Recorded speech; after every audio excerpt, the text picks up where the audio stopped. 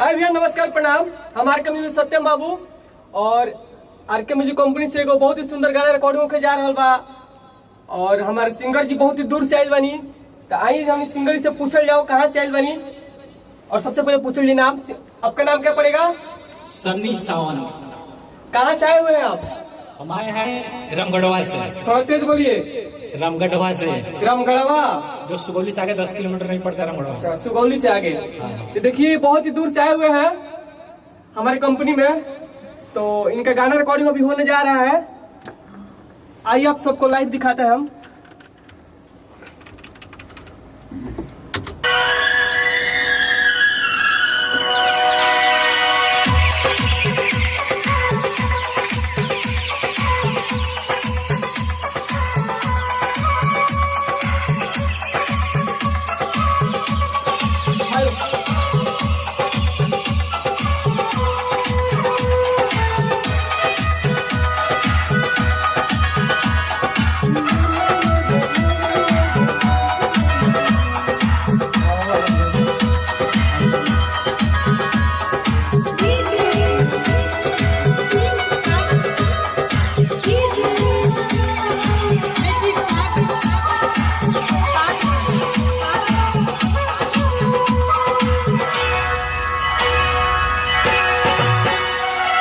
गोरे गोरे गलिया के काला काला तिल तो हम कैले बाटे जिहल मुश्किल। बहुत बढ़िया। गोरे गोरे गलिया के काला काला तिल तो हर कैले बाटे जिहल मुश्किल। जब जब हंसलू दिलवे में धसलू घायल कही दिले बड़ा दिल। घायल कही दिले बड़ा दिल।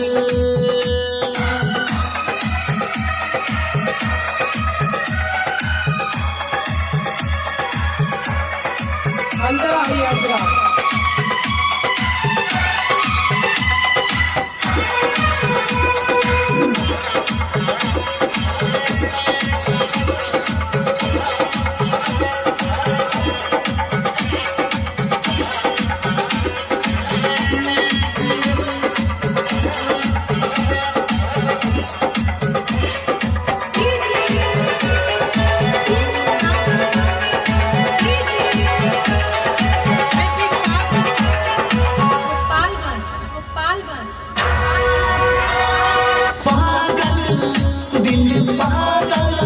भइल बाटे गोरी तहरा प्यार में जागल रही जागल सारी रतिया तोहरा इंतजार में।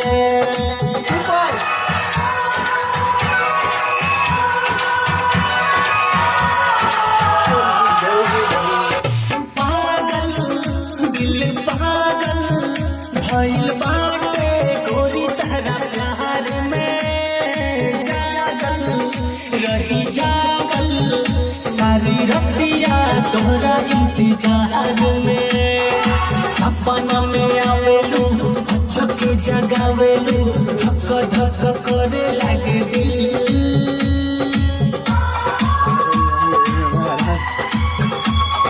बड़ा तड़पावेलू जिया हरावेलू बुझेलू ना हमारो दुखी।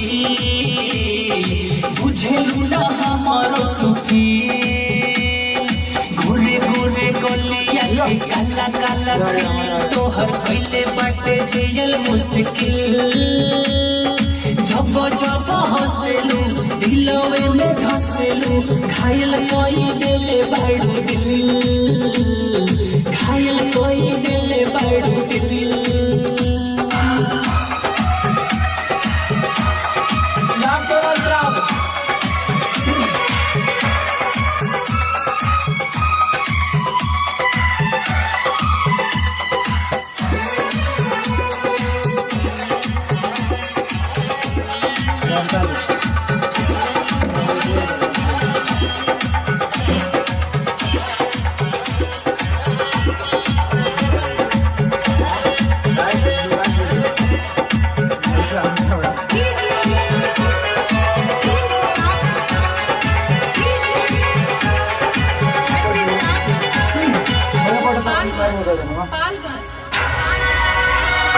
रूपवा तोहर रूपवा जैसे लागे चंद के अजोरिया हो बोलिया तू बोलिया जब बोले तो चले दिल पर गोलिया हो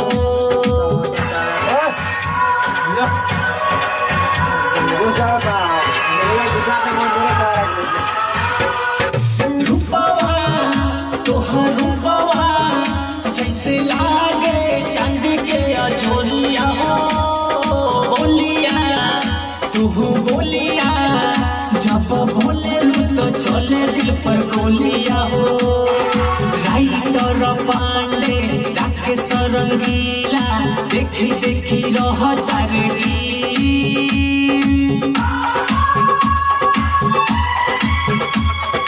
सोनी सावन तोहरा के चाहेला कहे तोहर रखिया बाजी कहे तोहर रखिया बाजी